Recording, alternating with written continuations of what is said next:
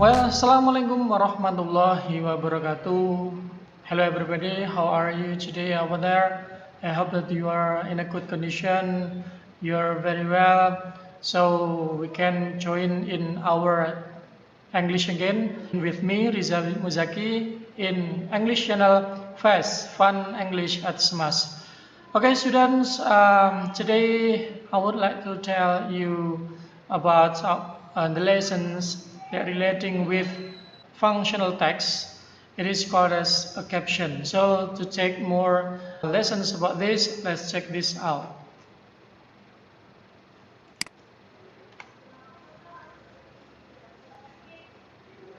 Well, students, caption here, I think some of you have already known about what caption is, and you can find where you can find that caption.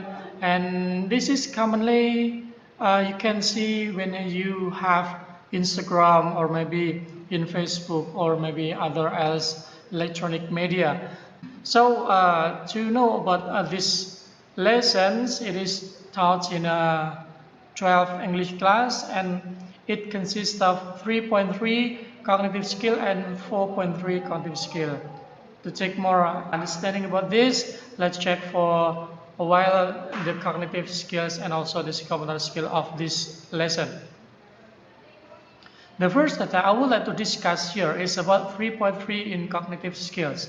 It is stated here that in 3.3 says distinguish the social function, text structure, and linguistic elements of some spatial text in the form of caption text by providing and requesting information related to images, photos, tables, graphics, or charts according to the context of their use. So at the point of this lesson, you are needed to have good understanding, and you can distinguish or you can differentiate between some of captions given. And then the indicators of 3.3 here, there are 4 indicators that you can see here. Number 1 is identifying. Identifying means that you are asked to identify from social function, generic structure, language feature of specific text called as caption. And the second is about clarifying, means that you are asked to explain about your understanding in caption itself. And the third is applying. After you're identifying and then clarifying, after that you need to apply it into the conversations or maybe into the short dialogues with your friends. And the last is distinguishing the social function, the structure of some specific text called as captions. Okay, to get the next is about 4.2 in psychomotor skill. Sorry, it is mistyping. It's exactly in psychomotor skill. And the contents are capturing meaning, social functions, and the last about caption. And the 4.3 and 3, it is telling about the composing of the caption itself. They are the indicators. There are 2 because in 4.3 there are 2 also the contents of the skills, and the indicators also consist of 2 indicators. The first is capturing meaning and the last is composing. Now we go to the lesson. In 3.3, telling about cognitive skill, or we can say knowledge. This is the example. You can see on your screen that there is an example of the caption that's taken from John Adams' quote. And John Adams says there are 2 educations. One should teach us how to make a living, and the other how to live. There is a little caption you can see with someone's walking through the path, and then in front of him there is a vast area. It is ocean or desert, I don't know, but this is a picture telling about what John Adams quoted. Okay, the lesson in 3.3, you should know about what exactly caption itself. Caption exactly when we take from Cambridge Dictionary, giving the explanations that Caption is a short piece of text under a picture in a book, magazine, or newspaper that describes the picture or explains what the people in it are doing or saying. And then based on Collins Dictionary says that the word printed underneath a picture or caption which explain what it is about. So in a conclusion that the caption should have some elements that's included. The first is the phrases that's telling about the picture that is included in that caption. So the words describes the picture not in detail, but in a good way of colorful words. Okay, next is parts of caption itself. And there are three parts in a caption. The first is on the top stage part here called as catch line, means that when someone have this caption, someone directly understands about what exactly caption means. Catchline is a brief, catchy little of caption, usually in capital letters and boldface. And mid-body, it is the middle part, explains or describes a picture or illustration in italics with font size bigger than text of the news story. And the last of the part is low on the bottom, called as credit. It is attributes the source of picture. So you can see from the left part of this picture, the screen, that it is quoted from Albert Einstein. Albert Einstein said that once you stop learning, you start dying. So this is called as catch line. This is called as the catch line, and the Albert Einstein is called as the body. So this is quote taken from Albert Einstein's statement. And the credits is not available here because this picture is not taken from anywhere, or maybe or someone doesn't want to show that this picture belongs to him or her. So that parts of caption, that is really simple.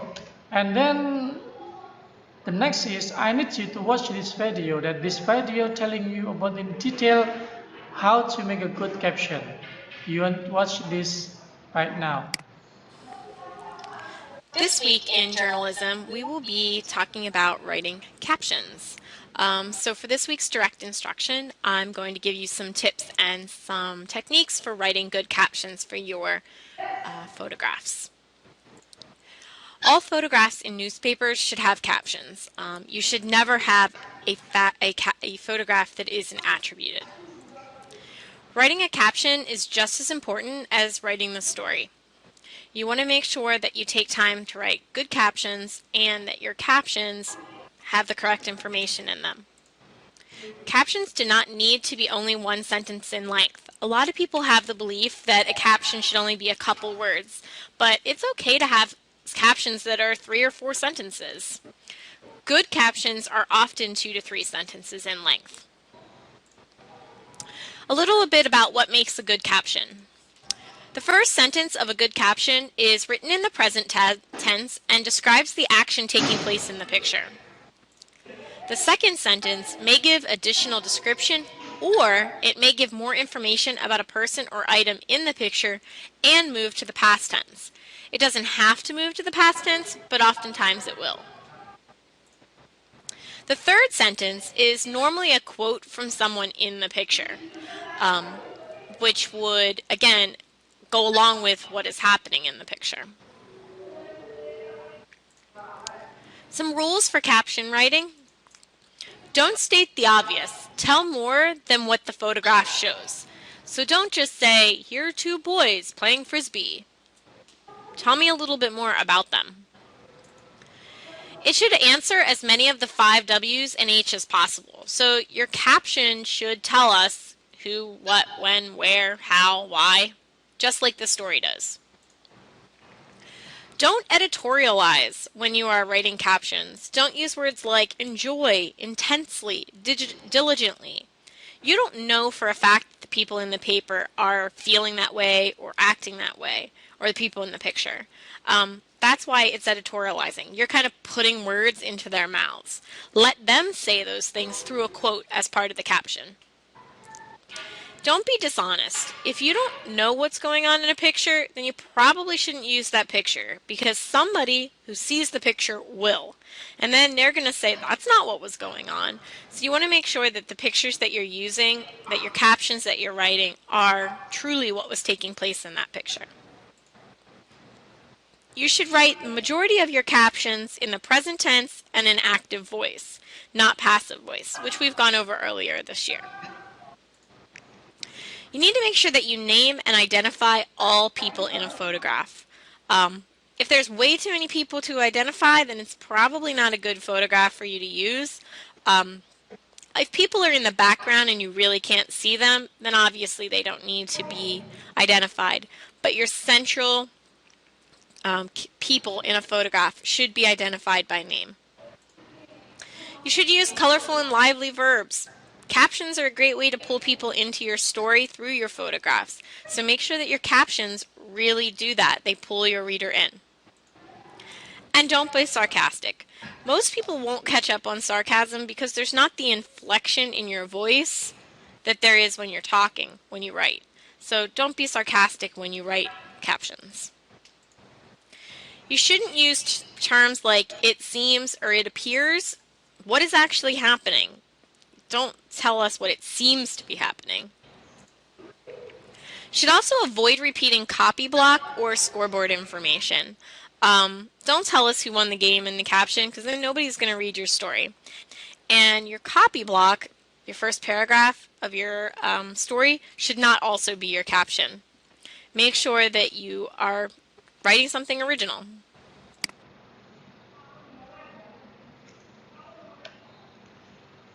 Okay, students, that's already telling you about in detail how to make a good caption. And now I'd like to conclude what exactly the speaker is saying in the previous video. A caption writing rules. There are some rules that you should know to make the good caption, and it is easier to understand by the reader.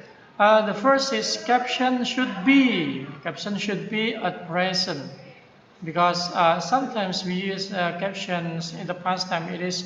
It could be it's happening for the past, but it commonly happens using present. And active voice, it is also using active voice and a WH question. So the captions can cover the questions like what, who, where, when, how, which, and so on, and it is included in the caption that you make. And then the next is tell more about the photographs. So if you include the photographs inside your caption, you should have the relations, your writing of your captions with the picture that you give to be the background of your caption. So it is not only telling about, for example, I give you here the picture about canyon, or maybe is called a slope, that it is said that in youth we learn, in age we understand. So when we see from this picture, you can describe that in early age, or maybe you're still young, that's better when you learn when you are getting old. And the next is no, it seems and it appears clause. Don't ever use this clause. It seems or it appears, because it makes the reader becomes judge about what exactly this is not real, because you know that the next regulations, the next rules, the other rules saying that we should be honest, we can say a lying thing in your caption. You saw when you put it seem, it means that it is in a blur understanding. It is not real or fact based on the fact of what happening. So you don't need to put, or you can't put it seems and it appears in your caption. The next is avoid repeating copy block or scoreboard. So because the caption is only giving some advice to persons, so when you put the scoreboard, it is not a caption, but it is about the report of the scores that maybe the competitions held and other else. And then be honest and then be respectful. So I mean that here you can put the words that can underestimate or maybe spoil the person, or maybe make someone's upset or something like that. So you can say in sarcastic way, because it is really impossible for us to write down something that makes somebody not comfortable with our writing. The next is colorful and lively, not yeah. So this is misstabbing once more. Lively verbs. So you can't use your captions by the words that are commonly it's said in the daily life, but you can use maybe the synonym or maybe the antonym that how to say to make the verb used in the poem or maybe in the poetry, like that. Next is about, yeah, this is after you understand about what exactly caption and how to make a good caption, and then the regulations how to create a caption. So here, this is the first assessment for you, the assessment one, that I need you to send the assessments to the assessments box. There are two captions that I give you, the first caption and the second caption. So please write down on your piece of paper, you give the explanation what exactly the caption means based on to you. Like this, learn how to have fun without drinking, talk without cell phone, dream without drugs, smile without selfies, love without condition. And also don't forget to explain what the relation between the caption and the picture. Okay, it is in a good relation, or maybe it describes the photographs in the caption or not. And then the second caption, good decision comes from experience, experience comes from bad decision, unknown. So this is a good caption or it is a bad caption, or maybe what is the relation between the caption and also the backgrounds that is used to give the captions more beautiful. So this is the first assessment that I need you to do, and please answer it into or send it into submit it into the assessment box. Now we go to 4.3. This is the activity of 4.3 on the psychomotor skill. The first is tell me what the caption means. So I need you to tell me what exactly the contents of this caption. And then this is the second assessment. And then compose the caption. I need you to make your own caption with the picture background of it, and please make sure that the picture and also with the quotes or captions that you make has relation, a good relation, not when you make caption and then the background is not really describing what the content of your caption. So I think that's all for the lessons today. I hope that you understand what my explanation about the captions today. If you have any difficulties in understanding of the caption, we can discuss in Google Classroom, or maybe you can send me the message to WhatsApp. Well, students, that's all our lesson. I hope that we can meet in another chance with the same channel in Fast Fun English at Smash with me, Rizam Zaki. See you next time. Have a nice day. Keep your health. Wassalamualaikum warahmatullahi wabarakatuh.